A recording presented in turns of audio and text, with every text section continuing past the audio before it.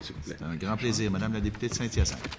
Merci, Monsieur le Président. J'ai de l'avance de 2 questions. Alors, bonjour, Monsieur le ministre et les gens qui l'accompagnent, mes collègues du gouvernement, mes collègues de l'opposition officielle. Alors, vous êtes tous salués. J'aimerais parler de la disparité des budgets régionaux en santé.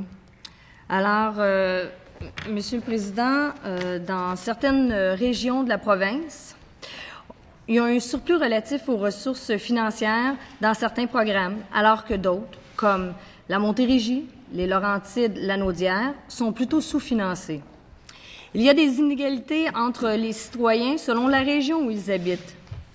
Le ministère de la Santé documente depuis 1993 les disparités entre les régions de la province, en tenant compte de différents facteurs indépendants, socio-économiques et démographiques. Le ministère en arrive à plusieurs conclusions dans son bilan daté du 12 février 2015. Ces disparités sont parfois difficiles à accepter dans certaines régions. Vous comprendrez que je suis ici pour vous parler de la Montérégie, qui, rappelons-le, est la région la plus sous-financée de tout le Québec. En tenant compte de certains facteurs dont la population, les allocations de ressources et des besoins, des comités d'experts sont venus à la conclusion que la région de la Montérégie a un déficit relatif de ressources d'environ 137 millions par rapport aux autres régions en 2014-2015, dont 39 millions en santé physique et 34 millions en santé mentale. En 2013-2014, ce déficit était de 97 millions. Alors, Monsieur le Président, la situation s'est détériorée depuis un an. En Montérégie, l'accès aux soins de santé est plus difficile qu'ailleurs. J'ai quelques données pour bien comprendre l'ampleur du problème. En Montérégie, la moyenne du temps d'attente dans les urgences est près de 19,6 heures. Une augmentation, Monsieur le Président, de 26 minutes par rapport à l'année dernière, ce qui est plus élevé que la moyenne provinciale. Des milliers de patients quittent les urgences de la région sans avoir vu un médecin. Je sais très bien que le ministre va nous dire qu'avec l'adoption du projet de loi 20, tout va rentrer dans l'ordre. Sincèrement, je lui souhaite et je souhaite particulièrement à toute la population du Québec. Par contre, je peux vous dire qu'à Honoré-Mercier, 80% des gens qui quittent l'urgence ont déjà un médecin de famille, mais inaccessible au moment où le patient en a besoin. Par contre, même avec l'accessibilité miraculeuse que le ministre nous promet, le problème de la disparité va rester un problème, Monsieur le Président. Alors, je suis ici pour défendre mes citoyens et je ne peux pas accepter, Monsieur le ministre, Monsieur le Président, mais j'aimerais ça que Monsieur le ministre entende bien les raisons pourquoi je suis ici. Je disais, Monsieur le Président, que je suis ici pour défendre les citoyens de ma circonscription, puis que je ne peux pas accepter qu'il y a 1511 patients qui sont en attente d'une chirurgie à Saint-Hyacinthe. Il faut noter que c'est 131 patients de plus qu'il y a 6 mois, ce qui n'a aucun bon sens.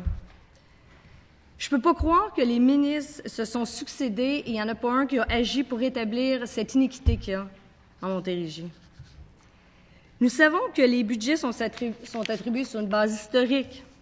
Nous savons également que la distribution des spécialistes était inéquitable jusqu'à tout récemment. Nous avons réussi dans le 450 à rapatrier les spécialistes depuis environ 5 ans. Par contre, je tiens à vous mentionner que nous avons 41 spécialistes de plus à Honoré-Mercier depuis 5 ans et aucun budget n'a suivi. Aujourd'hui, en date du 5 mai 2015, on fait quoi, Monsieur le Président?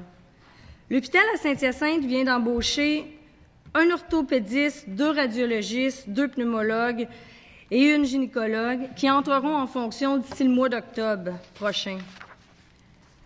L'hôpital n'a pas de budget pour leur fournir des bureaux, du personnel administratif, du personnel soignant. Ça va bien, Monsieur le Président. Vraiment, on a des spécialistes, on ne peut pas leur donner les outils pour qu'ils travaillent. Malgré tout, Monsieur le Président, le personnel d'Honoré-Mercier, je pense particulièrement à ceux de l'urgence, continue et ne baisse pas les bras. Mais la situation est inquiétante, Monsieur le Président. Pour l'ensemble du Québec, il y a 20 000 patients qui attendent leur chirurgie depuis 6 mois, dont 7 000 depuis plus d'1 an. En Montérégie, les délais sont particulièrement longs, à Longueuil et à Saint-Jean-sur-le-Richelieu. Le problème, c'est qu'ils se ramassent souvent, les patients se ramassent souvent à Saint-Hyacinthe. Alors, le problème est exponentiel à Saint-Hyacinthe, année après année. Alors, il est important de mentionner également qu'il y a 1 500 000 personnes qui habitent dans la région de la Montérégie. Selon les données du ministère de la Santé, extrait du 10 mars dernier, plus de 193 000 patients se sont inscrits sur une liste d'attente pour être pris en charge par un médecin de famille en Montérégie depuis l'instauration des guichets d'accès. De ce nombre, plus de 75 000 résidents sont toujours en attente pour trouver un médecin de famille. Il s'agit de la pire région du Québec, incluant Montréal. En Montérégie, toujours en Montérégie, 7 800 personnes attendent actuellement pour un examen de résonance magnétique. De ce nombre, 4 181 attendent depuis plus de 3 mois. La situation s'est dégradée, Monsieur le Président, dans ces 2 situations depuis 4 ans. Au 31 mars 2014, selon les dernières données disponibles du ministère de la Santé, il manquait 204 médecins et 240 infirmières, 46 infirmières auxiliaires et 102 préposés aux bénéficiaires pour combler les besoins en Montérégie. Près de 600 personnes étaient et sont en attente d'une place dans les CHSLD en Montérégie. Alors, vous voyez, Monsieur le Président, que la Montérégie est sous-financée et ça cause d'énormes problèmes d'accessibilité de toutes sortes et que les médecins, ils ont beau faire leur possible, mais à un moment donné, faute de ressources, ils ne sont plus capables. Alors, il faut agir urgemment. Le 19 février dernier, nous avons pu voir à Radio-Canada un reportage qui avait été diffusé sur les disparités. Questionné sur cette injustice, le ministre de la Santé promet de s'attaquer aux problèmes de disparité, et je le cite. « Ça fait plusieurs années que ça dure. Il y a eu des tentatives dans le passé d'équilibrer les choses, mais rien n'a été fait. Le financement d'activités, c'est l'ultime dans la façon de gérer les dépenses. Ça responsabilise aussi les gens. » Alors, Monsieur le Président, ma question à Monsieur le ministre, comment le ministre de la Santé attend-il pour ramener l'équité entre le financement des régions du Québec?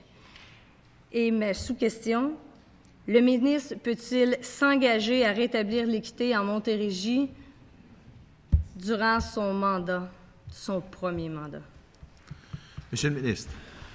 Monsieur le Président, je remercie des encouragements implicites que la députée vient de me faire pour m'inviter à faire un 2e mandat. Je suis quand même content de son encouragement et de la confiance qu'elle met dans notre gouvernement à faire un 2e mandat. Alors, je vais quand même répondre effectivement dans cette optique-là. Monsieur le Président, je souscris entièrement à la responsabilité qu'on doit avoir comme gouvernement et comme parlementaire de s'assurer à ce que toute la population au Québec, et particulièrement aux gens de Montérégie, je suis aussi, moi, représentant d'un comté montérégien.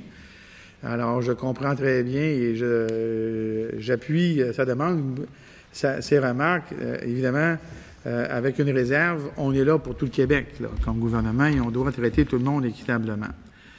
Ceci dit, Monsieur le Président, la députée, notre collègue, a fait quelques affirmations qui viennent probablement de sources non gouvernementales et qui, malheureusement, sont sans doute imprécises involontairement. Et je voudrais quand même préciser un certain nombre de choses. Premièrement, Monsieur le Président, c'est notre gouvernement, et la députée y a fait référence spécifiquement, là, c'est notre gouvernement qui a commencé des démarches pour rééquilibrer le financement entre les régions. Elle y a fait référence elle-même depuis 5-6 années, là, c'est le terme qu'elle a utilisé. Il y a un rattrapage qui se fait. Elle estime, Monsieur le Président, que l'hôpital de sa région n'a pas sa juste part, et je vais m'y adresser spécifiquement, mais je vais le prendre quand même de façon générale, parce que ce qu'elle décrit est malheureusement impossible. Et c'est pour ça que la source est peut-être les gens de l'hôpital qui sont insatisfaits, parce que tout le monde est toujours insatisfait. C'est un peu la norme humaine qui est qu'on voudrait toujours avoir l'idéal et mieux, mais quand on ne l'a pas, on en voudrait plus, et on exprime une insatisfaction, mais dans les faits, on a commencé un exercice, notre gouvernement, il y a effectivement 5-6 ans, pour récupérer, rétablir les écarts de financement, et ça se fait à petits pas en fonction des capacités budgétaires de l'État. Et aujourd'hui, près de 50% de ces écarts-là ont été corrigés. Ceci dit, Monsieur le Président, ça ne sera jamais égal, parce que c'est impossible. Il est bien connu, et je vais vous expliquer pourquoi c'est impossible. Il est bien connu que nous nous dirigeons par engagement électoral et par conviction à se diriger vers un mode de financement qui va s'éloigner du budget historique vers un financement à l'activité. Pourquoi? Précisément pour corriger à la base, dans la mécanique intrinsèque même du financement, les inéquités interrégionales. Le financement à l'activité, ça prend un certain temps à mettre en place, et une activité, qu'elle soit donnée à Montréal ou à Montérégie ou à Sept-Îles ou à Rouyn-Noranda, bien, cette activité-là sera financée à la même hauteur, moyennant un coefficient dû à la distance. Pour caricaturer, tout le monde comprendra, parce que c'est de connaissance commune, que donner un service à Coudjouac, ça coûte beaucoup plus cher qu'à Montréal. Mais à la base, c'est le même service, c'est le même coût de base qui doit être ajusté pour des facteurs de distance. La pinte de lait coûte plus cher à Coudjouac qu'à Montréal parce qu'il faut la transporter.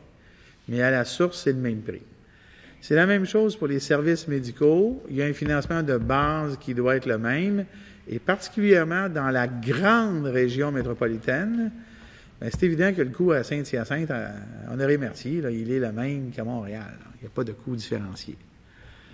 Mais, ceci dit, et ceci pris en considération, ça démontre quand même, non, ça ne démontre pas, mais il est possible de démontrer ce que je vais faire à l'instant, qu'il est impossible d'avoir un financement per capita identique. Il est possible d'avoir un financement par service identique, mais pas per capita. Et les statistiques qui sont invoquées par le député sont des statistiques régionales, donc per capita. Et ça, c'est pas possible. Pourquoi? Parce qu'il y aura toujours, dans certaines régions, des services médicaux ultra spécialisés, concentrés dans certaines régions, qui coûtent cher, qui entraînent une dépense supplémentaire, qui viennent changer à la hausse le ratio per capita d'une région par rapport à l'autre.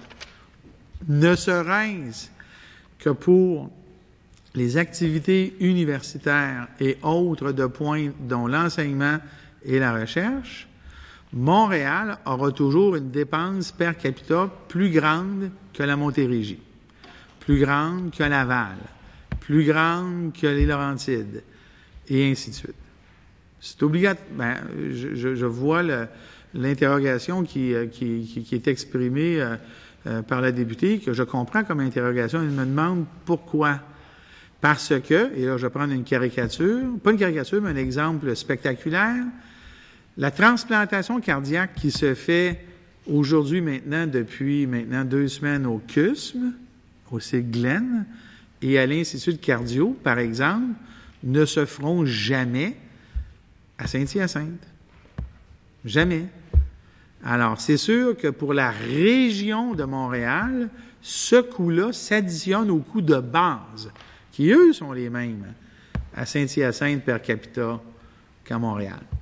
Alors, obligatoirement, le ratio est plus grand la dépense per capita sera toujours plus grande, par exemple, à Montréal et à Québec. Si je prends Québec, bien, la dépense per capita sera toujours plus grande dans la région 03, qui est la région de la capitale nationale, par rapport à la région en face, Chaudière-Appalaches, l'autre bord du fleuve, qui est à 10 minutes d'auto, parce que hôpitaux universitaires et ce qui vient avec. Par contre, les asymétries auxquelles fait référence la députée, eux, seront corrigées par le financement à l'activité. Maintenant, ce qui n'est pas exact non plus dans les propos de la députée, de notre collègue député, j'ai oublié de compter, donc c'est Saint-Hyacinthe. Alors, non, mais c'est parce que là, il faut que je me mélange en yam. En tout cas, bref, c'est les émissions de télévision qui me perturbent. Alors, Monsieur le Président, quand on emmène un spécialiste au Québec et qu'on l'autorise à les pratiquer comme une nouvelle pratique dans un hôpital, le budget en vient avec. Le budget d'opération des services hospitaliers. Mais je dirais à la députée de Saint-Hyacinthe que, rappelons-nous que dans la tarification des médecins, il y a une tarification pour les bureaux. Et ce n'est pas une obligation pour l'hôpital de fournir un bureau et le personnel, alors que le médecin a la capacité d'ouvrir son bureau. Et de dire que le médecin ne peut pas pratiquer à l'hôpital à cause du bureau, c'est inexact. Mais s'il a besoin d'éléments techniques, il les a. Mais je continuerai à la prochaine question parce que Madame la députée je comprends votre signe. Oui. Madame la députée de Saint-Hyacinthe. Merci, Monsieur le Président. Je veux juste rétablir les faits. On demande pas plus. Puis c'est pas parce que l'hôpital, les gens de l'hôpital chialent pour chialer. Mais écoutez, Montréal, vous dites, on peut pas avoir le même budget que Montréal. On a des aussi bons spécialistes qu'à Montréal, que les centres universitaires. Donnez-nous les moyens, puis ils vont pouvoir pratiquer. Là, ils n'ont pas les moyens, fait que ça va de soi. Ils n'ont pas les moyens, ils peuvent pas opérer, les spécialistes, ben ils ont tendance à plus aller vers les centres universitaires. Alors, donnez-nous les moyens, puis on va vous prouver qu'on est capable de faire aussi bien que Montréal. Alors, Monsieur le Président, je voudrais revenir. Le 6 juin 2014, j'ai interpellé le ministre sur la problématique de l'urgence de Saint-Hyacinthe. Je vais rappeler brièvement les faits.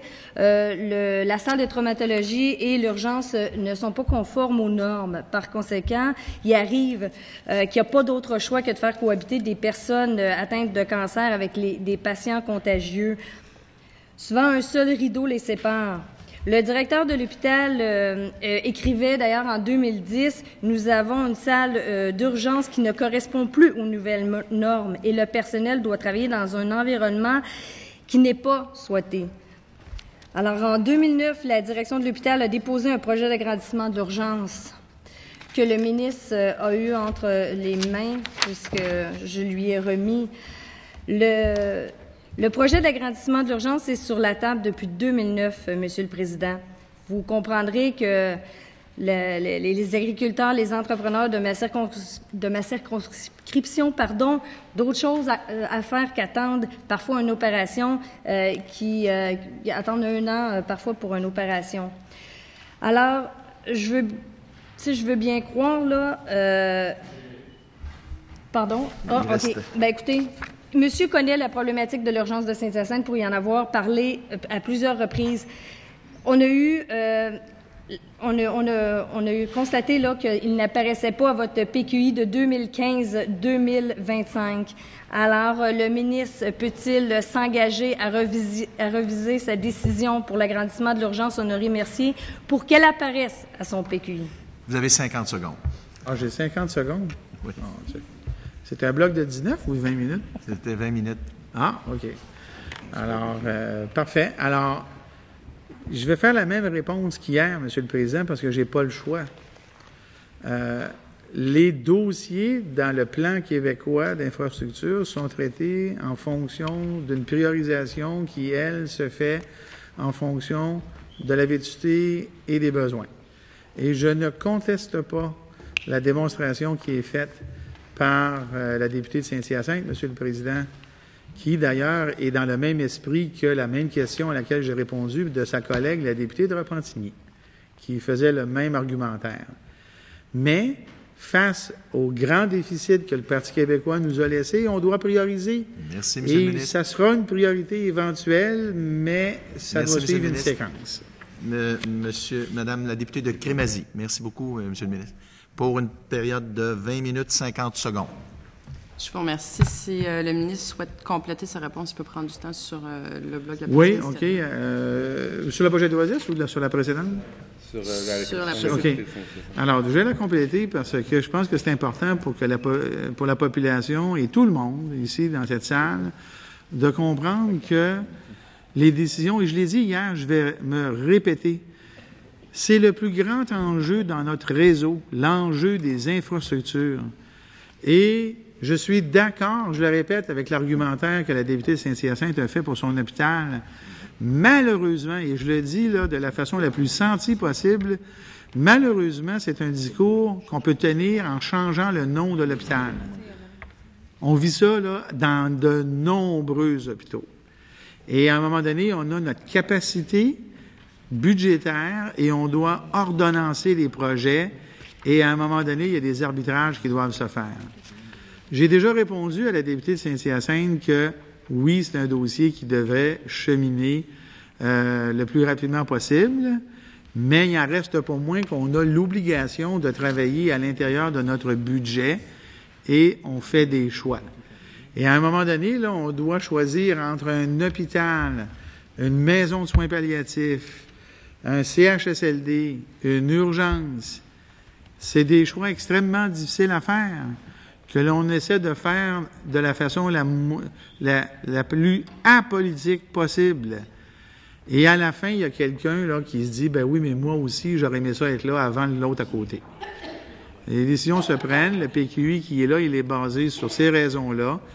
Et je suis très à l'écoute des revendications de tout le monde, incluant celle de la députée de Saint-Hyacinthe. Et je réitérerai que les PQI sont ajustés à chaque année. Alors, les PQI, c'est 14-24, 15-25, 16-26 et ainsi de suite. Alors, il est là, quelque part dans la liste, il monte. Il va apparaître et ça sera toujours un plaisir pour moi de discuter avec tout le monde, tous les représentants, tous les parlementaires, pour ajuster ultérieurement les PQI. Celui de 15-25 a été annoncé et il sera exercé.